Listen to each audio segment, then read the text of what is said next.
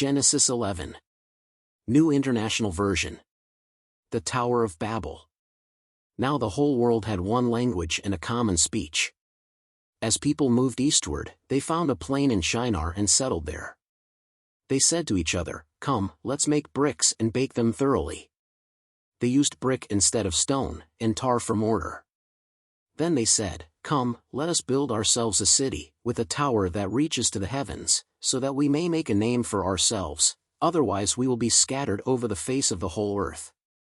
But the Lord came down to see the city and the tower the people were building. The Lord said, "If as one people speaking the same language they have begun to do this, then nothing they plan to do will be impossible for them.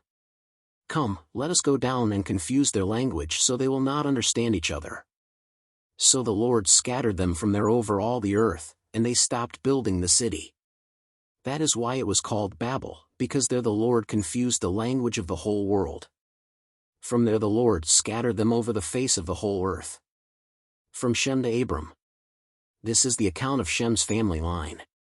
2 years after the flood, when Shem was 100 years old, he became the father of Arphaxad.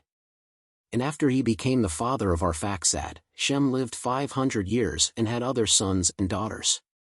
When Arphaxad had lived 35 years, he became the father of Shelah. And after he became the father of Shelah, Arphaxad lived 403 years and had other sons and daughters. When Shelah had lived 30 years, he became the father of Eber. And after he became the father of Eber, Shelah lived 403 years and had other sons and daughters. When Eber had lived 34 years, he became the father of Peleg. And after he became the father of Peleg, Eber lived 430 years and had other sons and daughters. When Peleg had lived 30 years, he became the father of Reu. And after he became the father of Reu, Peleg lived 209 years and had other sons and daughters. When Reu had lived 32 years, he became the father of Serug. And after he became the father of Serug, Reu lived 207 years and had other sons and daughters. When Serug had lived 30 years, he became the father of Nahor. And after he became the father of Nahor, Serug lived 200 years and had other sons and daughters. When Nahor had lived 29 years, he became the father of Terah.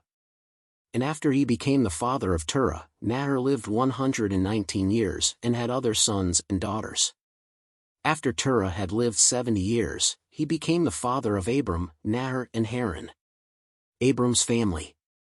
This is the account of Terah's family line. Terah became the father of Abram, Nahor and Haran. And Haran became the father of Lot. While his father Terah was still alive, Haran died in Ur of the Chaldeans, in the land of his birth. Abram and Nahor both married.